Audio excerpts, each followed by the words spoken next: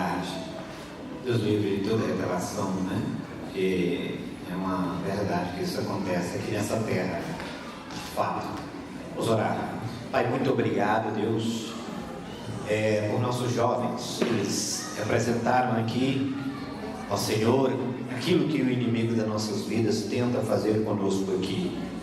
Ó Deus, com aqueles que ainda não conhecem a verdade e até com aqueles que conhecem a verdade. Proteja os nossos jovens. Nós os abençoamos como igreja, como corpo de Cristo aqui nesta terra, em nome do Pai, do Filho e do Espírito Santo. E rejeitamos toda ingerência do mal em suas vidas, em nome de Jesus. Graças a Deus. Pode sentar. Um culto dominical é muito importante, né, queridos? No culto dominical existe milagre. Durante um culto dominical existe milagre. As pessoas às vezes entram com o coração tão contristado, tão pequenininho, e ali ela, por meio da adoração, ela é liberta. Às vezes a pessoa entra enferma e sai curada. Antes mesmo da palavra, no culto dominical que você oferece ao Senhor seu Deus, Deus manifesta a graça salvadora dele por meio de Jesus Cristo.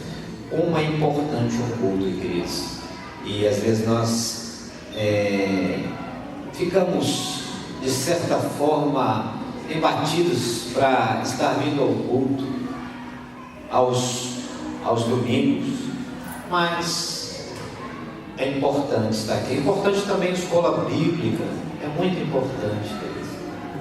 É muito importante. É importante também o culto de quinta-feira, é importante sexta-feira, oração. Quem está entendendo, diga amém. Amém. Quem está entendendo, diga amém. Amém. Não, você não está entendendo. Você só vai entender quando eu te ver aqui na quinta-feira, na sexta, na escola bíblica. Aí eu vou saber que você entendeu. Quem entendeu agora, diga amém. Amém. O que eu falei, agora eu vou entender o que você entendeu, o que eu falei, quando você estiver aqui. Que é importante. Eu estou sentindo um microfone aqui. Tá?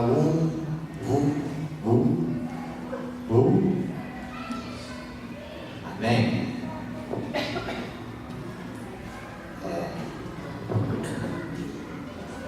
Os irmãos estão ouvindo a microfonia? Tendo aqui um zoom.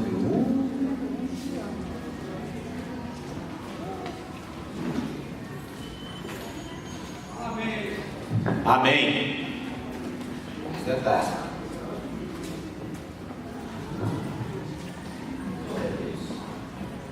Louvado seja Deus. Melhorou.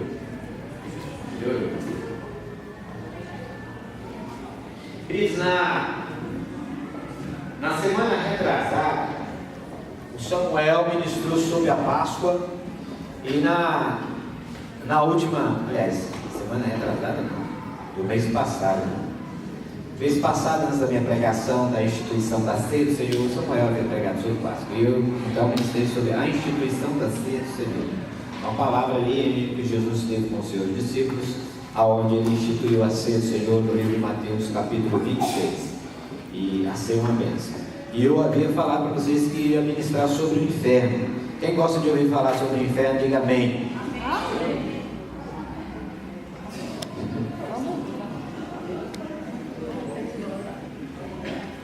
Ninguém gosta de ouvir sobre o inferno, né? Quem quer ir para o inferno, diga amém.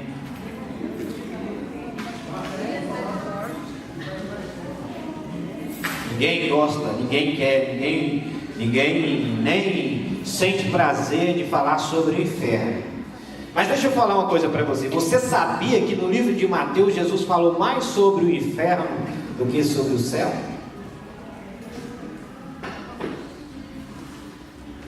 Existe N termos na Bíblia Sagrada que representa Jesus Cristo falando sobre o inferno.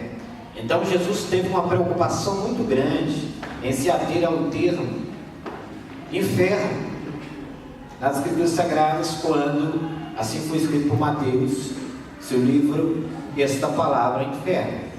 Jesus se preocupou bastante em falar sobre esse tema,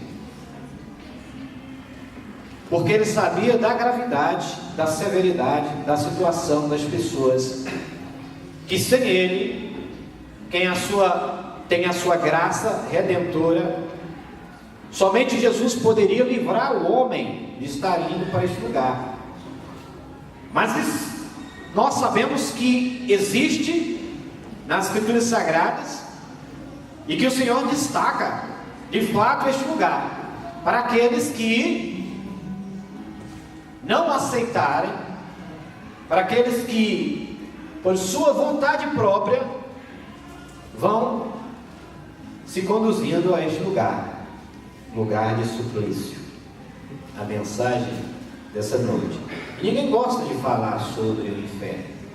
Nós gostamos de ouvir falar sobre o céu. Diga amém.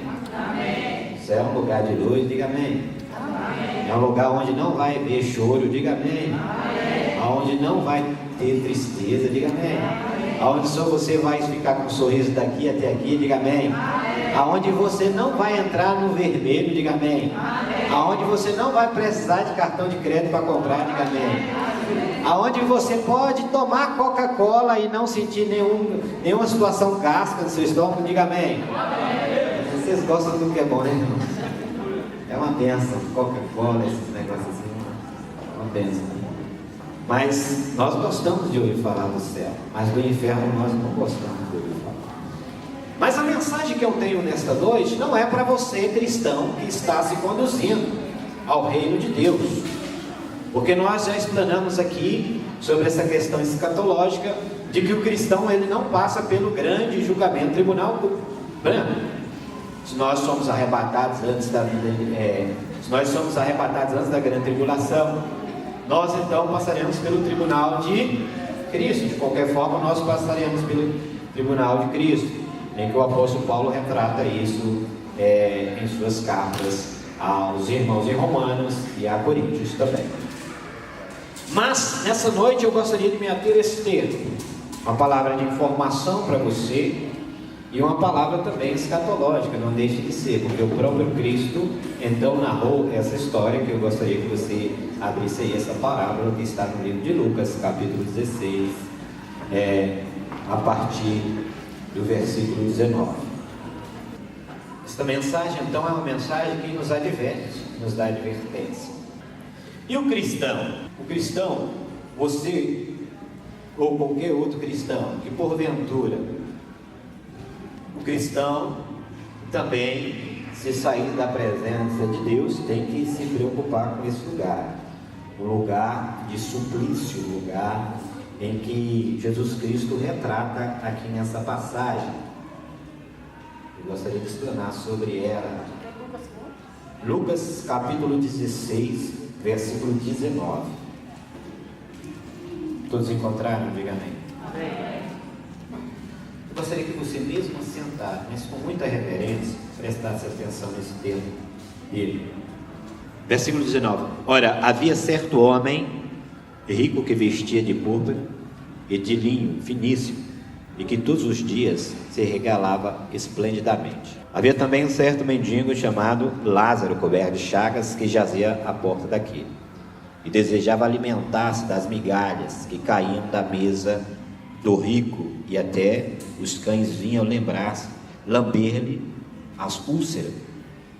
Versículo 22. Aconteceu, morreu o mendigo e ser levado pelos anjos para o seio de Abraão. Morreu também o rico e foi sepultado. Versículo 23. No inferno, estando em tormento, levantou os olhos e viu longe Abraão e Lázaro no seu seio. Versículo 24. Então, clamando, disse: Pai Abraão, tem misericórdia de mim e manda Lázaro que molhe em água as pontas do dedo e me refresque a língua, porque estou atormentado nesta chama. Versículo 25. Disse, porém, Abraão: Filho, lembra-te de que recebeste os teus bens da tua vida, e Lázaro igualmente os males. Agora, porém, aqui ele está consolado, tu em tormentos. Versículo 26. E além de tudo, está posto um grande abismo, que entre nós e vós, de sorte que os que querem passar daqui para vós, outros não podem, nem os de lá passar para nós. Versículo 27. Então replicou: Pai, eu te imploro que o mandes à minha casa paterna, porque tenho 5 irmãos, para que lhes dê testemunho, a fim de não virem também para este lugar de tormento. Respondeu-lhe Abraão: eles têm Moisés e os profetas, ouçam-nos. Mas ele insistiu: não, pai Abraão, se alguém dentre os mortos for ter com eles, arrepender-se-ão. Abraão, porém, lhe respondeu: se não ouvem a Moisés e aos profetas, tampouco se deixarão persuadir, ainda que ressuscite alguém dentre os mortos. Deus, obrigado por tua palavra. Sabemos que ela é viva e eficaz, como diz em livro de Hebreus, capítulo 4, versículo 12. Ela é mais afiada do que uma faca de 2 gumes. E nós necessitamos da tua palavra.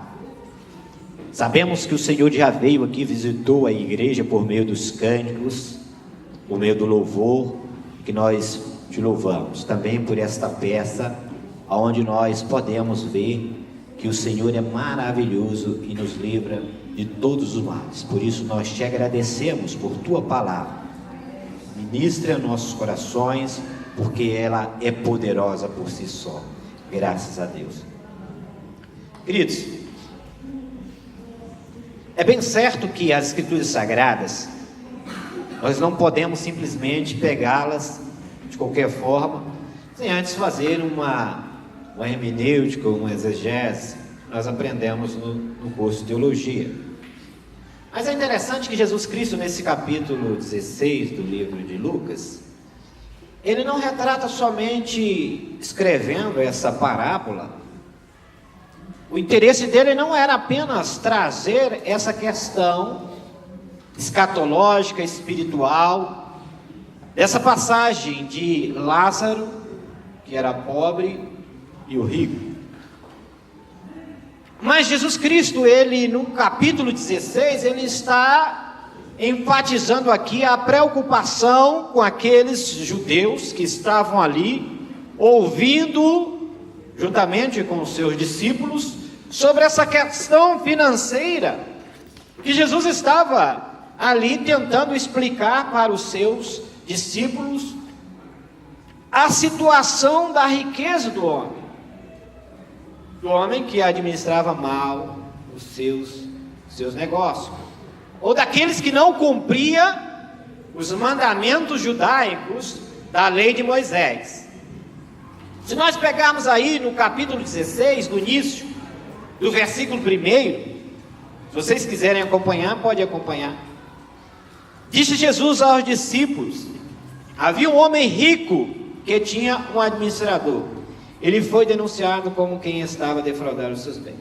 No primeiro momento, Jesus, então, esse capítulo 16, ele retrata a riqueza de um homem. Ele fala sobre a questão material que as pessoas estavam ali ouvindo ele.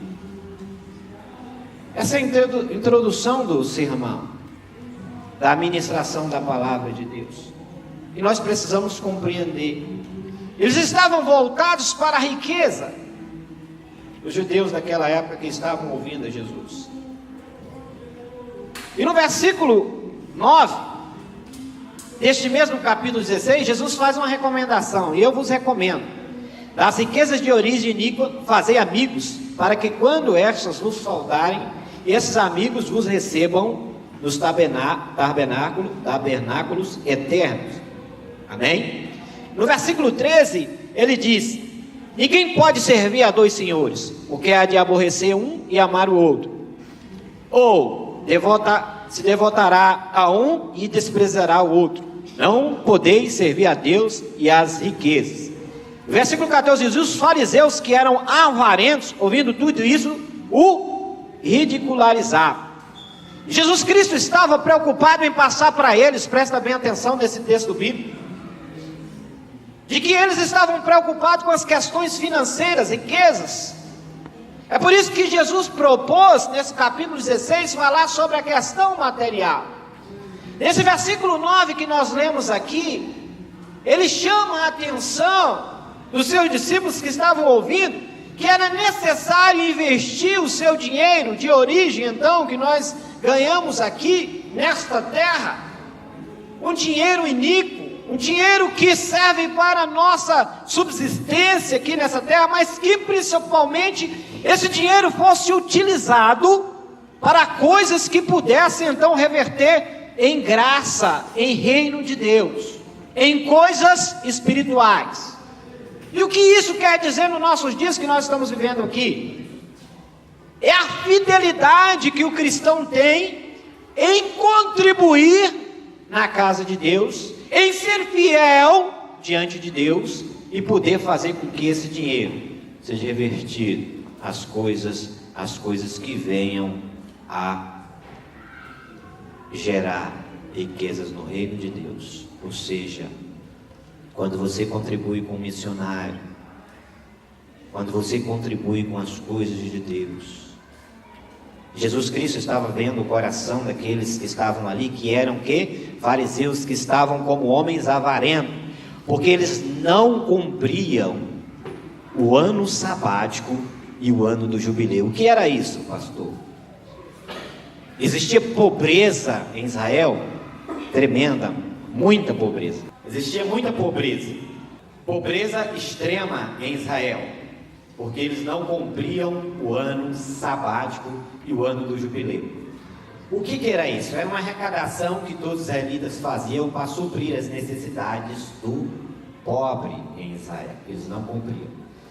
E é por isso que Jesus Cristo, falando nesse capítulo 16, ele conta esta parábola de Lázaro e o rico, continuando, porque aqueles que estavam ali, os fariseus, saduceus, escribas, herodianos, toda sorte de religiosos naquela época, eles estavam preocupados com as questões financeiras. Jesus então propõe uma parábola espiritual que mexeria então, e mexe até os dias de hoje com a nossa vida. Ele propôs uma parábola espiritual daquilo que se passa depois da morte, daquilo que até hoje mexe com nós, ou conosco que somos cristãos, que às vezes tememos, que às vezes não temos certeza do que acontece do outro lado, aquilo que muitas das vezes nos maltrata, aquilo que muitas das vezes nós vimos a casa de Deus por certas questões. Quando alguém falece na nossa família, quando alguém morre, ou sei lá, bate as botas, qualquer termo que você queira, quando você está num velório, quando você vê algum corpo, isso mexe com a gente. Isso de qualquer forma. Tem pessoas aqui que não gostam nem de ir em velório. Se pudesse, nem ia no seu.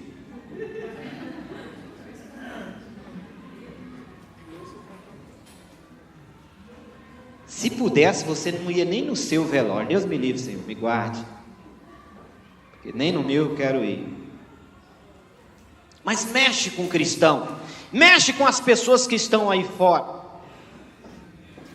Olha, C.S. Lewis, em um dos seus escritos, ele diz que encontrou numa lápide, escrito o seguinte, que a pessoa era um ateu que se arrumou todinha para o seu funeral e foi enterrada sem saber para onde ia, sem esperança alguma depois.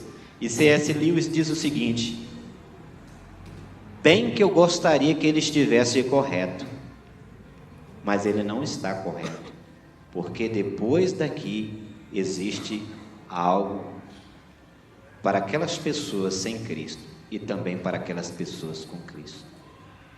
E esse termo mexe com a gente. É um termo que nós não gostamos de falar, é um termo que é pouco pregado na igreja. Hoje em dia na igreja só prega quem quer dinheiro. Quem quer dinheiro.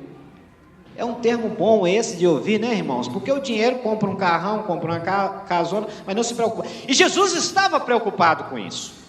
Jesus viu aquele momento em que ele estava ali ministrando o capítulo 16 do livro de Lucas sobre essa questão da avareza. E ele começa o texto dizendo sobre essa questão. Ora, havia certo homem rico que vestia de púrpura. Presta bem atenção que eu não vou entrar em detalhes, que se eu fosse pregar só esse versículo aqui, nós passaríamos a noite todinha pregando sobre isso. E também não vou pregar do capítulo 1 até o capítulo, versículo 1, capítulo 16, até o versículo 17, sobre esta questão da avareza e das riquezas que aqueles judeus estavam vivendo naquela época, e também nos dias de hoje que muitos cristãos vivem. Mas ele diz: ora, havia certo homem rico que se vestia de púrpura e de linho finíssimo.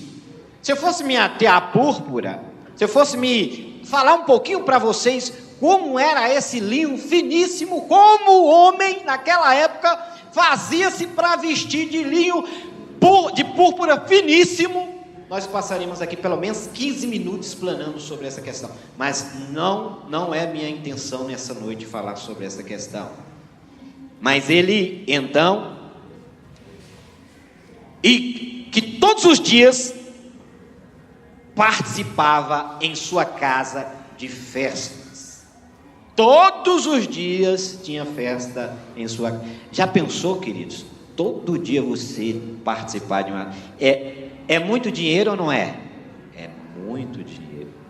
Todo dia você tem uma festa para oferecer, um banquete. Você tem pessoas para vir. É por isso lá no versículo 9, Jesus Cristo diz: olha, do dinheiro que você consegue ganhar, que você possa fazer bom uso deste dinheiro nessa terra, para que esse dinheiro, sendo bem empregado, você junte riqueza no reino de Deus. Esse versículo 9 quer dizer isso aí. E este homem vivia ricamente, esplendidamente. No versículo 20, mas também havia certo mendigo chamado Lázaro, coberto de chagas, e jazia às portas daquele. Esse jazia quer dizer alguma enfermidade que ele tinha, que permanecia ali, algum alejo, alguma deficiência. A palavra não traz sobre essa questão, mas estava ali. No versículo 21, ele desejava alimentar das migalhas que caíam da mesa do rico. Desejava porque todos os dias tinha festa na casa do rico, que caíam da sua mesa. E até os cães vinham lamber as chagas. É interessante que Jesus Cristo também diz que os cães lambiam as chagas daquele pobre, porque o cachorro, para o judeu, é considerado um animal impuro, porque ele se alimenta de carniça, coisa podre também. O cachorro se alimenta, e por isso o cachorro ia lamber-se a chaga dele. Então, além de pobre, ele era rejeitado, porque então era desprezado, porque os cachorros lambiam a sua chaga. Quem está entendendo, diga amém. Essa é só a introdução. É só a introdução do livro, daquela parábola que Jesus propôs ali para os seus discípulos. Amém? E é interessante que este primeiro momento aí, havia essa separação entre a necessidade do pobre e a ostentação do rico, a opulência do rico. Havia essa dissociação. Mas também a palavra de Deus, presta bem atenção, não quer dizer nesse texto aqui, em que Jesus propôs fazer com que os pobres tivessem certo o quê? Privilégio, e os ricos então tivessem também o quê? Certo rigor em seu julgamento. Não é nada disso. Essa parábola Jesus não quis propor isso. Ou seja, então eu vou ser um pobre para me entrar no reino de Deus, porque os ricos, não é nada disso que Jesus propôs. Parece então, quando nós lemos isso, porque simplesmente o pobre, ele morre e vai para onde? Para o seio de Abraão, e o rico para o local de tormento. Não é nada disso. Primeiro momento, o judeu, aquele rico, não cumpriu com as suas obrigações. E nós que estamos aqui, somos cristãos, nós temos que cumprir com o nosso compromisso de cristão que está escrito na palavra. E o judeu não cumpria com aquele judeu rico não cumpriu. É por isso que o capítulo 16 fala sobre a opulência, a riqueza, a má administração daqueles que têm recurso. Quem está entendendo aqui, diga amém. E por isso que Jesus propôs esta parábola. E nós que estamos aqui, que somos cristãos, nós devemos nos apercebermos dessa situação. Daí, a partir do versículo 22, acontece a situação de cada um. Eles estavam aqui na terra até o versículo 21. A partir do versículo 22, ele começa a falar sobre a questão espiritual, aquela que nos maltrata, aquela que muitas das vezes nos cega, aquela que muitas das vezes nós não damos crédito, mas que existe no mundo espiritual. O mundo espiritual, ele existe. Isso na Bíblia Sagrada nós encontramos em várias passagens que tratam acerca dessa questão, mas que muitas das vezes nós ficamos cegos com relação a essa questão. Não é verdade, queridos? O apóstolo Paulo, em 2 Coríntios capítulo 12, ele diz que conhecia um homem que foi arrebatado até o terceiro céu. No corpo ou fora do corpo, pouco importava. Mas ele havia ido até o terceiro céu. E no terceiro céu ele ouviu coisas inefáveis, que quer dizer incomparáveis, que ao homem não está lícito referir na terra. Amém, queridos? Paulo viu coisa no céu que ele admirou. Paulo ouviu coisas que foram relatadas que ele ficou de boca aberta. O livro de 2 Coríntios foi escrito no ano 57 depois de Cristo. Mas aí, quando nós estamos lendo Colossenses, Paulo faz uma referência que o desejo dele era partir e estar com Cristo, que é incomparavelmente melhor. Quem tem o desejo de partir e estar com Cristo aqui, que é incomparavelmente melhor? Quem tem o desejo de morrer agora e partir e estar com Cristo? Opa, as mãos já começaram a baixar. Quem quer morrer agora, irmão?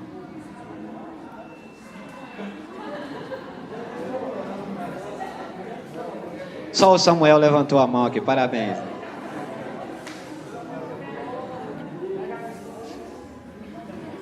Mas o texto bíblico, ele diz isso. Sabe por quê, irmãos? Porque 1 Coríntios foi escrito 57 depois de Cristo, e Colossenses 61 depois de Cristo, porque Paulo já sabia o que estava aguardando ele no céu, e o desejo de partir e estar com Cristo era incomparavelmente melhor. E Jesus, propondo essa parábola, ele diz que o pobre, aconteceu morrer um mendigo e ser levado pelos anjos para o seio de Abraão. Morreu também um rico e foi sepultado. Deixa eu falar uma coisa para você. Eu não vou me ater às questões escatológicas, teológicas, sobre esses termos bíblicos, como Hades, que existe esse termo grego, Hades, nas escrituras sagradas. A referência que faz esta palavra inferno, lugar dos mortos, Hades. Também não vou falar sobre Sheol nessa noite para vocês, senão nós saímos daqui depois de 11 horas da noite. Eu não vou falar sobre isso, não vou falar sobre o limbo, não vou falar sobre o abismo, não vou falar sobre essas questões que envolvem o Tártaro, Queber.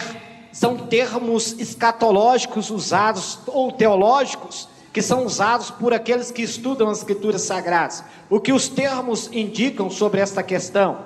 O que importa aqui é que nós vamos falar sobre este lugar, um lugar de tormento, um lugar onde as pessoas sem Cristo vão estar, para que você então sirva de advertência para você, para que você ame mais as pessoas, para você saber que as pessoas estão se conduzindo a este lugar, e que é uma verdade este lugar, não é mentira não. As pessoas que literalmente morrem sem Cristo, vão para esse lugar. Eu também não vou me ater sobre aqueles que morrem ou dormem, o termo usado. Jesus Cristo, quando ele estava caminhando, alguém chamou ele e disse, a filha de Lázaro, de Jairo, estava para morrer. E Jesus, ouvindo aquela parábola, ele se dirige então à casa de Jairo. Mas vem uma mulher que jazia há muitos anos com um fluxo de sangue, ela chega e toca em Jesus e é curada. E Jesus continua o seu trajeto, seu propósito. Quando chega na casa de Jairo, ele encontra a menina, e chegam os criados de Jairo e falam, não incomode mais o mestre, porque ela já morreu. E Jesus Cristo disse que ela não estava morta, mas dormia. Esse termo dormir, o apóstolo Paulo, ele diz, irmãos, acerca dos que dormem no Senhor. Esse termo dormir, para alguns, esse termo realmente é você dormir, você ficar ali um período dormindo. Aqueles que acreditam no estádio intermediário dos mortos, que os mortos estão ali num tempo dormindo. Deixa eu falar uma coisa para você, eu não vou me ater a essa questão também, não vou falar sobre isso. Importa que nós tenhamos na nossa consciência essa informação de que esse lugar de suplício existe, de que isso é uma verdade, nós não podemos esconder disso, e que Jesus não quer, esse lugar não foi preparado para o homem, não foi preparado para o homem, o inferno não foi preparado para o homem. Jesus, no capítulo 25, versículo 41 do livro de Mateus, ele diz, e o juiz diz, aqueles que tiverem à sua esquerda, apartai-vos de mim, maldito, para o lago de fogo, preparado para o diabo e os seus anjos. Não foi preparado para o homem, não foi feito para o homem. Agora, o homem se conduz a esse lugar, as suas atitudes, os seus atos, aquilo que ele faz nessa terra, é que vai dizer se ele vai ou não para esse lugar. Isso não é para nós, esse lugar não é para nós. Então aconteceu morrer Lázaro, e é interessante que Jesus dá nome a esse personagem. Era um personagem pobre, largado pela sociedade judaica, e Jesus intitula o nome de Lázaro, mas do rico não. Aconteceu morrer então o pobre Lázaro, e ser conduzido ao seio de Abraão, o lugar de descanso, como você queira. Naquele momento Jesus estava dizendo o seio de Abraão, lugar de descanso. No livro de Efésios capítulo 4 versículo 9 diz que Jesus desceu então aos lugares inferiores dessa terra e levou o cativo o cativeiro. Também eu poderia ministrar sobre essa questão escatológica. Alguns não acreditam então que Jesus foi e pregou as almas cativas e as levou, tirou, fez a separação. Presta bem atenção, porque aqui nessa passagem Jesus enfatiza que eles estavam, então havia um abismo que separava aqueles que morriam sem Deus, aqueles que morriam sem Jesus, aqueles que se regalaram nessa terra, aqueles que deram crédito nas coisas desta terra, deste mundo, diferente daquele então que morreu com a sua esperança em Jesus Cristo. Queridos, é importante nós observarmos algumas questões que está aqui na Bíblia Sagrada. Presta bem atenção nisso. Primeiro momento, que ele diz aí, a existência consciente após a morte.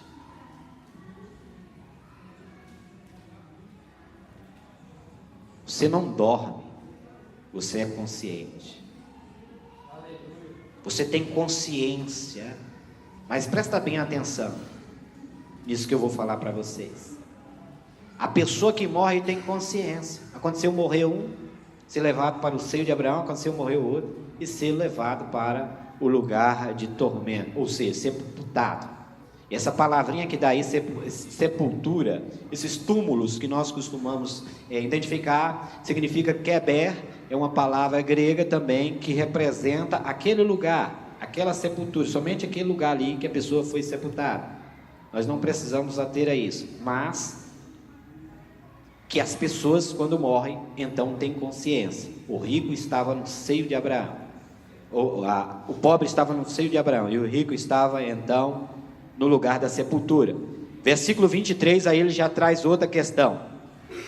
O rico que foi sepultado, no versículo 23, diz, no inferno, estando em tormentos, levantou os olhos e viu de longe. Esse aí representa então o rico que morreu e foi sepultado. No inferno, presta bem atenção dessa questão. Eles estavam conscientes no inferno. Deixa eu falar para você. 3 coisas que o inferno são. O inferno é o lugar que representa a ira de Deus sobre o pecado e sobre também a impiedade, a iniquidade dos homens. Isso que o inferno representa. O inferno também é um lugar de sofrimento que a mente humana não pode calcular. Este é o inferno. Mateus capítulo 25, versículo 30, retrata isso. O inferno também é um lugar de sofrimento eterno, segundo as Escrituras. Em Marcos capítulo 29, versículo 28, diz que o verme não morre e nem o fogo se apaga. Isso que é o inferno. Isso que é o inferno. Sofrimento inimaginável, porque Jesus Cristo representa isso lá em Mateus, como eu disse, capítulo 25, versículo 30. Lançai para fora o servo inútil, lá haverá choro ou pranto, algumas versões diz pranto, e ranger de dentes. Esse é o inferno. Eu não estou falando para você isso aqui não, eu estou falando para você se conscientizar aonde as pessoas que às vezes estão ao seu lado estão se conduzindo. Esses dias o Felipe mostrou carta ao inferno, a pessoa escrevendo uma carta ali, negócio meio fantasmagórico, não sei, macabro, alguma coisa assim que eu vendo aqui uma carta, a pessoa escrevendo, deu até o nome, fulano de tal, eu estou aqui, nesse lugar tenebroso, eu estive com você tantos momentos, e você, não, isso não vai existir não, isso não vai mais existir. Aqui, nessa passagem que Jesus retrata, nós vamos ver, um falando com o outro, um estava vendo, a partir da vinda de Jesus Cristo, ele levou, então, esse lugar chamado seio de Abraão, ele levou, paraíso, é outro lugar agora. Esse lugar, o Hades, alguns escritores dizem que nem o raio de luz, não é do sol não, viu irmãos? Nem o raio de luz penetra esse lugar. Esse lugar é de trevas sombrias para a eternidade. Quem está entendendo, diga amém. Aonde o